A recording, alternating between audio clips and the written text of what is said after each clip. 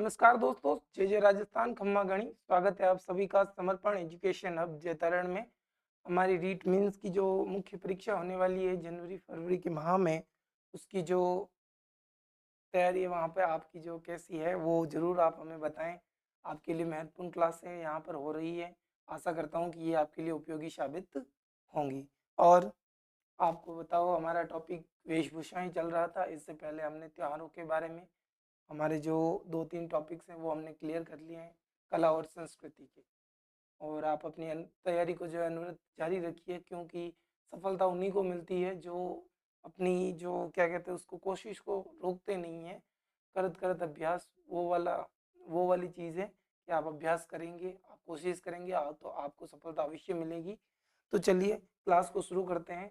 और कल हमने जो है पुरुषों के कुछ वस्त्रों के बारे में, जो है महत्वपूर्ण वस्त्र जो पहने जाते हैं पुरुषों द्वारा, उनके बारे में हमने बात की थी। आज एक आधे को एक टॉपिक है उसके बारे में बात करेंगे पुरुषों का जो है, और उसके बाद महिलाओं के जो वस्त्र हैं उस पर हम चर्चा करेंगे। तो कल इसके बारे में बहुत कुछ बता दिया था मैंने। चलिए आगे चलते हैं जी। तो पुरुषों के कुछ आदिवासी जो पुरुष होते हैं उनके कुछ वस्त्रों के बारे में हमें बात करनी थी, वो जो है हम भूल गए थे। कहने का मतलब कि वो जो है पीछे बच गए थे, तो हम जो है उस पर चर्चा कर लेते हैं। तो सबसे पहले आदिवासियों के जो प्रमुख वस्त्र है उसके बारे में हम बात करेंगे। तो सबसे पहले जो बात की जाती है वो है फालू। क्या है भाई? फालू। ध्यान रखना, फालू फालू क्या होता है अगर पूछे तो भीलों द्वारा शरीर को ढकने वाले ढकले वाला जो अंगोछा होता है, शरीर को ढकने के लिए एक अंगोछा का उपयोग करते हैं। उस अंगोछा को जो है किस नाम से जाना जाता है? तो आपका जवाब क्या होगा? तो उस नाम उसको जो है फालू के नाम से जाना जाता है। ठीक है ना भाई? किस नाम से जाना जाता है? तो फालू के नाम से जाना जाता है। कमेंट्स में बता, अगर कोई और जानकारी आपको चाहिए या आप और कुछ पूछना चाहते हो तो कमेंट्स बॉक्स आपके लिए हमेशा खुले रहते हैं। आप वहाँ पर हमसे संपर्क कर सकते हो, कमेंट्स कर सकते हो, या फिर हमारे व्हाट्सएप नंबर जो मेंशन है हमारे चैनल पर, तो आप वहाँ पर हमें मैसेज कर सकते हो। और भी अलग अलग साधन जो सोशल मीडिया के हैं उन पर भी आप हमें मैसेज करके हमें बता सकते हैं। और आगे बात करें अंगोछा। ठीक है ना? पहले तो फालू, जिसे जो कि शरीर को ढकने के लिए अंगोछा होता है उसे क्या कहते हैं? तो फालू हो गया। अब बात करेंगे अंगोछा क्या होता है। तो अंगोछा जो है सिर पर बांधने का वस्त्र होता है। कहाँ पर बांधने का वस्त्र होता है? अगर परीक्षाओं में पूछे कि भाई सिर पर बांधने वाला वस्त्र कौन सा है, आपके सामने ऑप्शन दे दे अंगरखा, ढिपाड़ा, खोइतू, अंगोछा, तो आपका जो आंसर होगा वो क्या होगा? तो वो जो है आंसर होगा आपका अंगोछा। ये आदिवासियों में, एक और चीज, आदिवासियों में केरी भात का अंगोछा प्रसिद्ध है। क्या है? एक विशेष प्रकार की, जो कहें कि विशेष प्रकार का जो अंगोछा होता है, तो वो कौन सा भी? तो वो आपको ध्यान रखना है, केरी भात का जो अंगोछा होता है इनमें आदिवासी में वो प्रमुख और महत्वपूर्ण होता है, काफी प्रसिद्ध है। आगे बात करते हैं, क्योंकि सवाल कुछ ऐसे ही बनते हैं और हम उस समय जो है, हमें ये तो मालूम होता है अंगोछा है, लेकिन हम उस समय ये भूल जाते हैं कि कौन सा प्रसिद्ध है कौन सा नहीं है, उनमें जो कंफ्यूजन हो जाता है। तो ध्यान रखें, आदिवासियों में केरी भात का जो अंगोछा होता है वो काफी प्रसिद्ध है। ठीक है, आगे चलते हैं। फिर आता है अंगरखा। अगला वर्ड क्या है? अंगरखा। क्या है भाई? यहाँ पे देखें क्या है, अगला वर्ड है अंगरखा। अब अंगरखा क्या होता है? तो आदिवासियों द्वारा शरीर पर पहने जाने वाला वस्त्र। यहाँ पर शरीर पर जो वस्त्र पहना जाता है, वैसे ही सारे वस्त्र शरीर पर ही पहने जाते हैं। कहाँ पर? शरीर पर अंगरखा जो शरीर को ढकने का कार्य करता है पूर्ण रूप से जो है, तो वो कौन सा है भाई? अपने अंगरखा है। आगे चलते हैं, फिर आता है ढिपाड़ा। क्या आता है? ढिपाड़ा। आपको बताएंगे चित्रों की सहायता से, आपको पता भी चलेगा कि वो कौन कौन से हैं। आगे इसके लिए चित्र भी रखे हुए हैं। भीलों द्वारा पहनी जाने वाली एक तंग धोती होती है, उसे ढिपाड़ा कहते हैं। भीलों द्वारा एक क्या कहते हैं, धोती पहनी जाती है। कमर के नीचे जो है क्या पहनी जाती है? धोती पहनी जाती है, तंग धोती। वो कैसी धोती होती है? तंग धोती। सवाल कैसे बनते हैं? ये सवाल बनते हैं कि भीलों द्वारा जो एक तंग धोती पहनी जाती है वो किस नाम से जानी जाती है? तो आपका ऑप्शन क्या होगा? तो वो ढिपाड़ा के नाम से जानी जाती है। ठीक है ना भाई? अगर कोई कमी हो, कुछ कमी लगे तो आप हमें जरूर बताएं।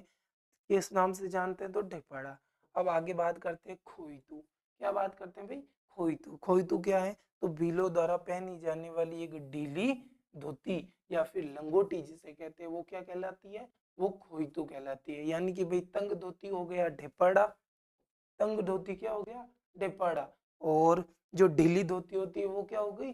खोइतू, जिसे हम लंगोट भी कह सकते हैं या लंगोटी भी कह सकते हैं। फिर आता है पोतिया। इसके बारे में मैंने आपको कल बताया था। आदिवासी लोग या भील जो हैं वो अपने सर पर पोती के स्थान पर एक कपड़ा, एक वस्त्र बांधते हैं जिसे पोत्या कहते हैं। साफे के स्थान पर क्या बांधा जाता है इनके द्वारा? एक वस्त्र बांधा जाता है जिसे पोत्या कहते हैं। क्या कहते हैं भाई? पोतिया। ठीक है, हो गई बात क्लियर। तो ये आदिवासियों के कुछ वस्त्र थे जिनके बारे में हमने बात कर ली। आप बिल्कुल इन वर्ड्स को ध्यान रखें, जैसे फालू हो गया, अंगोछा हो गया, डपोड़ा, ये जो क्या ढेपड़ा हो गया, अंगरखा हो गया, और फिर अपने पोत्या हो गया, खोइतू हो गया। ये वर्ड्स काफी जब तक आप याद रखेंगे आपके लिए जो है महत्वपूर्ण रहेंगे। आगे चलते हैं। जी, मैंने कहा था ना चित्र भी है, तो आप इन चित्रों को देख सकते हैं। पोतिये की बात हुई थी, अभी हमने लास्ट में ही पढ़ा था, क्या पढ़ा था? पोतिया। तो आप यहाँ पर देख सकते हैं, ये वाला जो हिस्सा है आपने एक वस्त्र के टाइप बांधा हुआ था। कभी कभी आप देखना, ये जो इस प्रकार एक इधर और ये पोतिये की तरह ही लगता है, साफा नहीं होता, उसी प्रकार होता है। लेकिन यहाँ पर ये क्या भाई, वस्त्र के रूप में जो है एक साफे की तरह बांधते हैं, उसे क्या कहते हैं? तो पोतिया कहते हैं या पोतिया कहते हैं। आगे चलो। फिर फालू, क्या बात हुई थी? फालू। फालू क्या है? अंगोछा है, ये रहा अंगोछा। ठीक है ना? अंगोछा अंगर का है, इसके बारे में हमने कल बात की थी। ठीक है ना? तो ये क्या हो गया? फालू। अब बात करते हैं खोइतू। क्या भाई? खोइतू। ठीक है, ये खोइतू है, लंगोट की तरह ही है। लंगोट आपने अगर देखी हो तो ज्यादातर लाल रंग की होती है, लेकिन यहाँ पर व्हाइट में दिखाई गई है। क्या है ये? लंगोट है, जो थोड़ी ढीली होती है। ठीक है, आगे चलो। ढेपड़ा, क्या हो गया? ढेपड़ा। ये जो यहाँ पर इन्होंने पहन रखी है, ये क्या है अभी? ढेपड़ा है। क्या है? ढेपड़ा। बिल्कुल ध्यान से आप चित्रों को देख सकते हैं, इनसे आपको जो है पता चल जाएगा। चलिए आगे चलते हैं।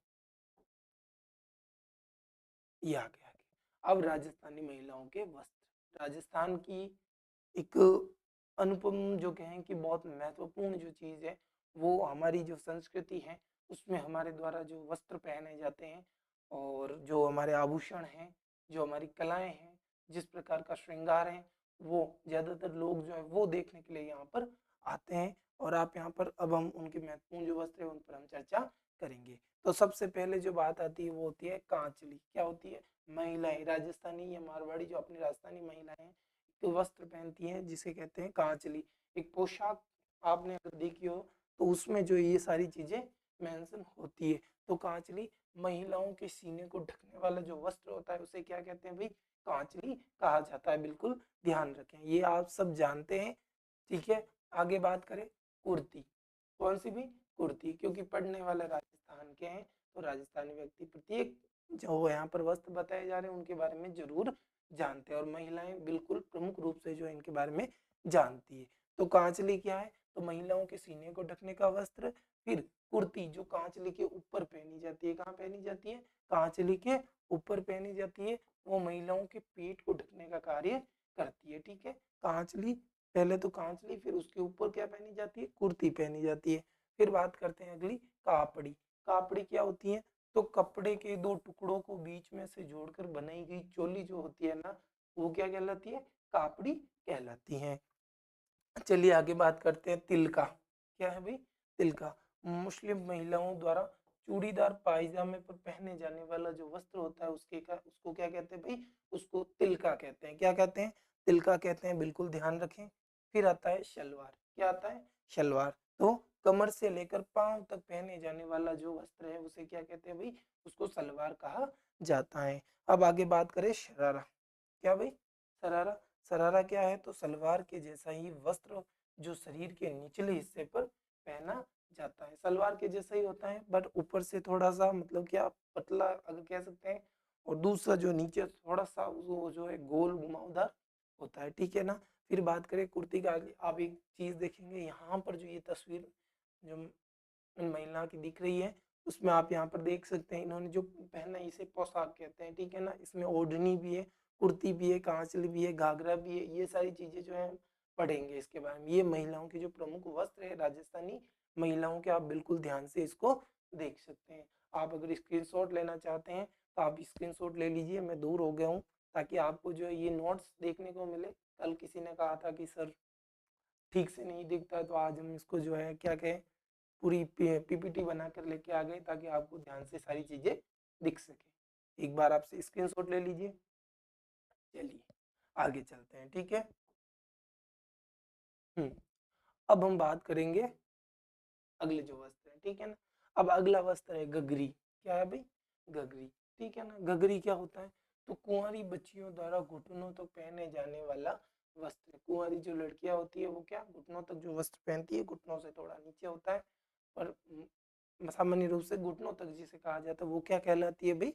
घघरी कहलाती है, ठीक है। बिल्कुल ध्यान रखें, क्या कहलाती है? तो घघरी कहलाती है। आगे चलते हैं। फिर आता है घाघरा, जिसके बारे में मैंने अभी चर्चा की थी और तस्वीर भी आपको बताई थी। क्या है? तो कमर से एड़ी तक पहने जाने वाला वस्त्र। वैसे लिखने की आवश्यकता नहीं है, क्योंकि इनके बारे में आप सभी जानते हैं, ठीक है। फिर भी आप देख लीजिए घाघरा क्या होता है। तो कमर से एड़ी तक पहने जाने वाला जो वस्त्र होता है उसे क्या कहते हैं? घाघरा कहते हैं। आगे चलिए। फिर आता है धावला। क्या आता है? धावला। धावला क्या है?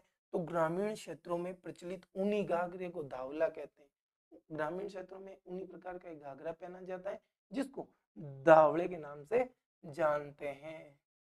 किसी ने कहावत, कभी गांव में बैठा हो नाका करिया, वो धवड़ियो हमारे हाल बोकर, क्या नहीं कहा कि भाई अपने कपड़े जो वो संभाल कर चलो ताकि गिरो नहीं, ठीक है ना।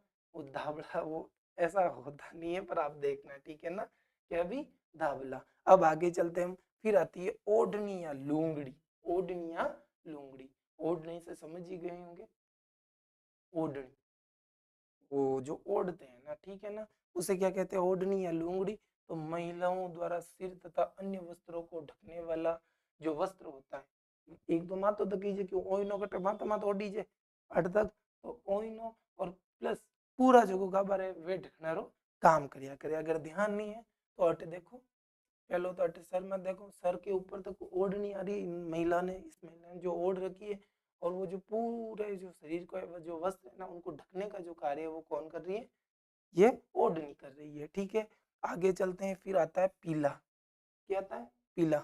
अब पीला पहना कब जाता है? पीला क्या है? पीली एक ओढ़नी है, पीला ओढ़नी है, तो वो कब पहना जाता है? तो पीला जो है बच्चे का जब जन्म होता है, घर में बच्चे का जब जन्म होता है, तब उसको क्या ओढ़ाया जाता है? तो पीला वस्त्र जो है ओढ़ा जाता है। आगे बात करते हैं। फिर आता है पोमचा। क्या आता है? पोमचा। पोमचा क्या है? पोमचे का रंग सामान्य रूप से कैसा होता है? तो पीला होता है। कैसा होता है? पीला होता है। पोमचा नव विवाहित वधु द्वारा ओढ़ा जाता है। किसके द्वारा ओढ़ा जाता है?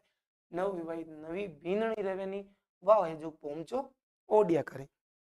आगे हालनो पहला ए सब देख लो। ए जो काटे चित्र दिख रही है आपने, ए है ओढ़निया। कई है भी? ओढ़निया अलग अलग प्रकार की। आ तो अटे एक है। आगे आ जाओ। ये देखो तीरी 2 3 4 5 6 7 8 प्रकार अलग अलग ओढ़निया जो महिला प्रमुख रूप ओढ़िया करे। ओढ़नी लूंगड़ी जो कोई कहे आणीज क्या करे। ये चित्र देख लिया, स्क्रीनशॉट लेना है। ओलो में दागो रहेगा, आराम से स्क्रीनशॉट ले लो, लिखना भी रहे, अगर मर्जी है तो लिख जाओ। चलो भाई आगे चलते हैं, ठीक है।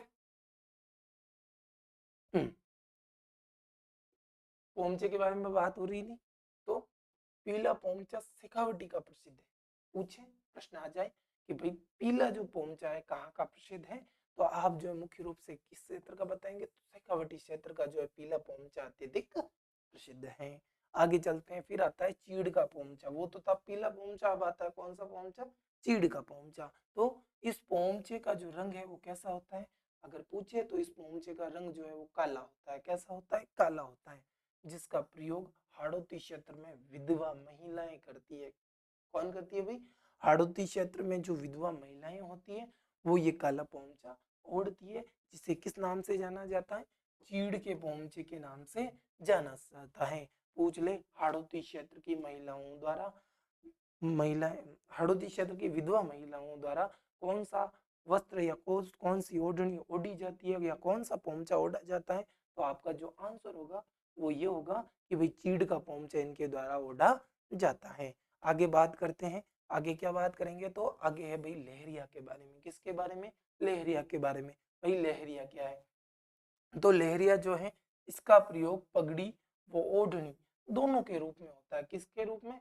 पगड़ी और ओढ़नी दोनों के रूप में जो है लहरिया का होता है। हमने कल पढ़ा था लहरिया पगड़ी के बारे में, जो तीज त्योहारों के स्थान पर पहनी जाती है, ठीक है, इसके बारे में हमने कल चर्चा की थी। तो एक तो हो गया पगड़ी के रूप में और एक हो गया ओढ़नी के रूप में। अगर पुरुष लहरिया को देखते हैं तो किस प्रकार पगड़ी के रूप में उपयोग में लेते हैं, पगड़ी पहनते हैं उसकी, और महिलाएं जो है उसको ओढ़नी की। एक बात सामान्य सी है, दोनों ही चीजें जो है सर को ढकने का कार्य प्रमुख रूप से करती है। आगे चलते हैं। मांगलिक अवसर पर पचरंगी लहरिया, कैसा?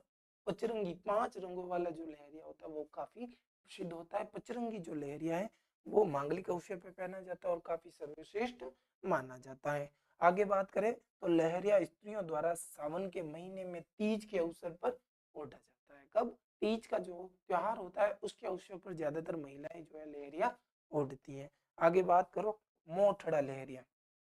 कौन से वाला लहरिया? मोठड़ा लहरिया। मोठड़ा लहरिया की धारियां जो है आपस में एक दूसरे को काटती हैं तो वह मोठड़ा कहलाता है। अगर क्या है भाई कि लहरिया की धाराएं जो होती है उसमें लाइनें जो होती है वो एक दूसरे को इस प्रकार से काटती हुई दिखे ना, तो वो कौन सा क्या कहलाएगा? तो वो मोठड़ा कहलाता है। क्या कहलाता है भाई?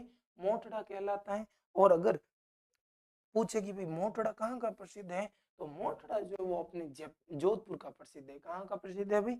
अपने जोधपुर का जो है वो मोठड़ा प्रसिद्ध है। ये बात आप ध्यान में रखेंगे। पोमचा का एक और उदाहरण जो है ये आपको दिख रहा होगा, ये भी एक पोमचा ही है। क्या है भाई? पोमचा। ये आपको स्क्रीन पर जो चित्र दिख रहा है वो पोमचे का इस तरह ये चित्र है, स्क्रीनशॉट ले लीजिए। ये स्क्रीनशॉट के लिए इसलिए कह रहा हूँ ताकि आप जो है अगर कभी इस चीज़ को लिखना चाहें या फिर आपको पीडीएफ भी मुहैया करवा दूंगा। अगर आप हमारे टेलीग्राम चैनल से नहीं जुड़े हैं तो उससे जुड़ जाइए, क्योंकि उसमें सारी महत्वपूर्ण चीज़ें जो है आपको वहाँ पर मिलती हैं। ठीक है, आगे बढ़ते हैं। अब आता है कि बरी। क्या भाई? वरी नहीं, ये बरी होती है। क्या होती है? बरी। बरी क्या है? तो दुल्हन की लाल व गुलाबी रंग की चुनरी पवरी या वरी कहलाती है। ठीक है ना, पवरी या फिर बरी कहलाती है। क्या? कौन सी भी जो क्या कहते हैं दुल्हन होती है, शादी जिसकी हो रही है, जो लड़की है जिसकी शादी हो रही है, जो दुल्हन बनी हुई है, उसकी लाल या गुलाबी रंग की चुनरी होती है। चुंदड़ी, त्योडनी है उसको कहते हैं चुंदड़ी है। अब यहाँ पे चुनरी लिखा हुआ है, चुनरी है वो, पर हमारे यहाँ पे सामान्य बोलचाल में उसको चुंदड़ी कहते हैं। तो वो लाल या गुलाबी रंग की जो चुंदड़ी होती है वो उसको कहाँ पर यूज में ली जाती है? उसको पवरी या बरी कहते हैं। क्या कहते हैं? बरी या पवरी। आगे बात करो धनक। क्या है भाई अगला वर्ड? धनक वर्ड है। धनक क्या है? तो बड़ी बड़ी चौकोर बूंदों से युक्त अलंकार धरण धनक कहलाता है। अलंकरण जो होता है ना, जिस पर एक प्रकार की ऐसी ओढ़नी जिस पर गोल गोल धब्बे लगे होते हैं, गोल गोल अलग अलग रंग के, उसे क्या कहते हैं भाई? धनक कहते हैं। क्या कहते हैं? धनक कहते हैं। आप ध्यान में रखेंगे। आगे बात करें वापस चुनरी के बारे में, तो बूंदों के आधार पर बनी डिजाइन चुनरी कहलाती है। देखो यहाँ पे छोटी सी चीज बता रहा हूँ, ज्यादातर इस प्रकार के जो है उस पर जो है बिंदु बने होते हैं वो ओढ़नी होती है। इस प्रकार की चौकोर जिसमें गोल गोल ऐसे पॉइंट्स बने होते हैं वो क्या कहलाती है भाई? चुनरी कहलाती है। यहाँ पे देखो बूंदों के आधार पर जो है बनी डिजाइन क्या कहलाती है भाई? चुनरी कहलाती है। आगे बात करें आहड़ उदयपुर में जो है भीलों की चुनरी छपती है। क्या? उदयपुर में आहड़ उदयपुर में जो है भीलों की जो चुनरी है वो छपती है, उसमें मतलब छपाई का कार्य होता है। आगे बात करें नातनी। क्या भाई? नातनी। नातनी पूछे क्या है? तो पानी छानने का जो वस्त्र होता है उसको नातनी कहते हैं। वस्त्रों से पानी भी छाना जाता है। आपसे जरूर आप सबने अगर गाँव में रहते हैं आप, आपने बिल्कुल देखा होगा, क्योंकि शहरों के जो मटकों का पानी है, मटके तो होती नहीं है ऑलरेडी, वहाँ पे कैंपर का यूज होता है। लेकिन जहाँ होने का मतलब जो लोग समझ चुके हैं, गाँव में इनका जो महत्वपूर्ण रूप से प्रयोग होता है और उनको छानने के लिए जो प्लस वस्त्र का प्रयोग किया जाता है उसको क्या कहते हैं भाई? तो उसको नातनी कहते हैं। क्या कहते हैं? नातनी कहते हैं। आगे चलो शालू। अगला क्या वर्ड है भाई? शालू। शालू क्या है? शधवा स्त्रियों के ओढ़ने का जो सुंदर व कीमती जो वस्त्र होता है उसे शालू कहते हैं। ठीक है, आगे चलो।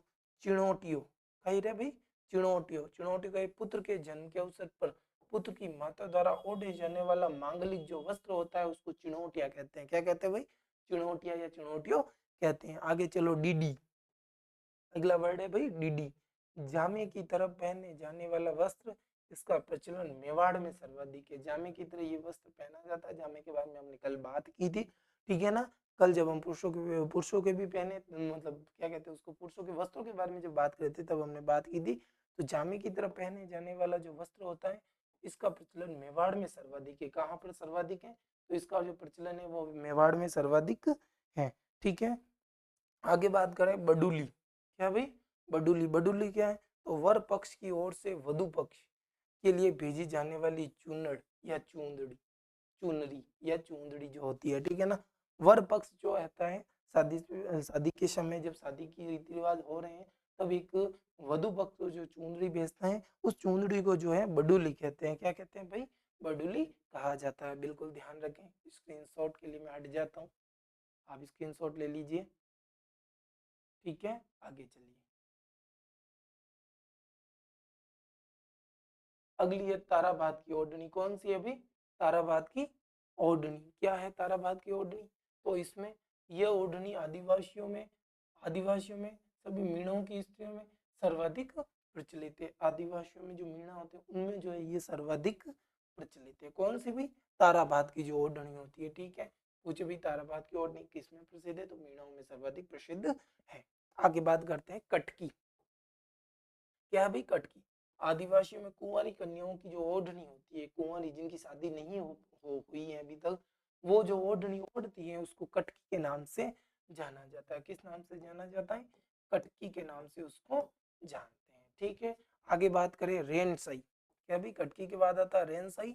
आदिवासियों में काली जमीन पर लाल व भूरे रंग की बूटियों वाली जो ओढ़नी होती है उसको क्या कहते हैं भाई? तो उसको रेनसई कहते हैं। आगे बात करें तो लहर भात की ओढ़नी। कौन सी ओढ़नी भाई? लहर भात की ओढ़नी। लहर भात की ओढ़नी क्या होती है? आदिवासियों की ज्वार भात जैसे पल्लू वाली ओढ़नी जो होती है उसको लहर भात की ओढ़नी कहते हैं। आगे बात करो फड़का। फड़का है कथोड़ी जनजाति में मराठी अंदाज में पहनी जाने वाली जो साड़ी है। जब हमने कथोड़ी जनजाति के बारे में पढ़ा था तो इसको बिल्कुल विस्तृत रूप से हमने इस पर चर्चा की थी कि भाई जो कथोड़ी मतलब जनजाति की जो महिलाएं हैं वो एक मराठी अंदाज में साड़ी पहनती हैं जिसको जो है फड़का कहते हैं। क्या कहते हैं? फड़का कहते हैं। आगे आता है जामसई। क्या आता है भाई? जामसई। जामसई क्या है? तो आदिवासियों में विवाह के अवसर पर कुंवारी कन्याओं द्वारा पहने जाने वाला जो वस्त्र होता है उसको जामसई कहते हैं। ये जो हम आदिवासी महिलाएं जो होती हैं उनके वस्त्रों के बारे में हम चर्चा कर रहे हैं। चलिए आगे। अब आगे कच्छाबू। क्या है भाई? कच्छाबू। भीलों में महिलाओं द्वारा घुटनों तक पहने जाने वाला जो दो वस्त्र होता है उसको क्या कहते हैं? उसे कछाऊ कहते हैं। क्या कहते हैं भाई? कछाऊ या कछाबू कहते हैं। फिर बात करें पीरिया। क्या भाई? पीरिया। पीरिया क्या है? तो भीलों में शादी के वक्त पहनी जाने वाली या वाला पीले रंग का जो लहंगा होता है उसको क्या कहते हैं भाई? तो उसको कच्छाबू कहते हैं। क्या कहते हैं? कच्छाबू कहते हैं, ध्यान रखें। फिर बात करें सिंदूरी। क्या भाई? सिंदूरी। सिंदूर क्या होती है? तो भीलों में शादी के वक्त पहने जाने वाला लाल रंग की जो साड़ी होती है, जब शादी का कोई अवसर होता है उस समय जो लाल रंग की साड़ी पहनी जाती है भील समुदाय में या भील जनजाति में, तो वो उसे क्या कहते हैं भाई? सिंदूरी कहते हैं। इसके बारे में आगे चित्रों में देखेंगे। फिर बात करें नांदना। क्या है भाई? नांदना। ये आदिवासियों का प्राचीनतम वस्त्र है। आदिवासियों का प्राचीनतम वस्त्र कौन सा है? ऑप्शन में पूछे तो कच्छाबू, पीरिया, सिंदूरी या नांदना, तो आपका जो आंसर होगा वो नांदना होगा, ठीक है ना। चलिए यहीं पे हमारी क्लास को, हम इन चित्रों को देखकर जो है क्लास को खत्म करते हैं। तो अभी हमने सिंदूरी की बात की थी। किसकी बात की थी भाई? सिंदूरी की। किसकी बात की थी भाई? सिंदूरी। तो ये जो आप वेशभूषा देख रहे हैं ये सिंदूरी की है, पूर्ण रूप से लाल रंग की, ठीक है। आगे बात करो पीरिया। कौन सा भी? पीरिया। हमने पीरिया की भी बात की थी, ठीक है ना। क्या की थी? पीरिया। ये क्या है? इन महिला ने जो वेशभूषा पहन रखी है वो कौन सी है भाई? वो पीरिया है। क्या है? पीरिया। फिर यहाँ पे आ जाओ, ये जो है ये क्या आपने? कटकी, ठीक है ना। ये ध्यान रखिए क्या है भाई? कटकी। इन महिला ने जो वेशभूषा पहन रखी है वो कटकी कहलाती है, ठीक है। आप यहाँ पर ये तीनों तस्वीरें देख सकते हैं। तो यहाँ पर जो महिलाओं के महत्वपूर्ण वस्त्र थे वो हमने यहाँ पर जो है क्लासरूम में खत्म कर दिए है, मतलब कि हमने सारे वस्त्रों के बारे में विस्तृत रूप से चर्चा कर ली है। अब हम अगला जो टॉपिक लेंगे वो आभूषण रहेंगे। अगर आप और कुछ पूछना चाहते हो कमेंट्स आपकी खुले कमेंट्स बॉक्स जो है खुले हुए हैं, आप कमेंट्स कर सकते हो। फिर मिलते हैं अगली क्लास में। थैंक यू, धन्यवाद। ठीक है।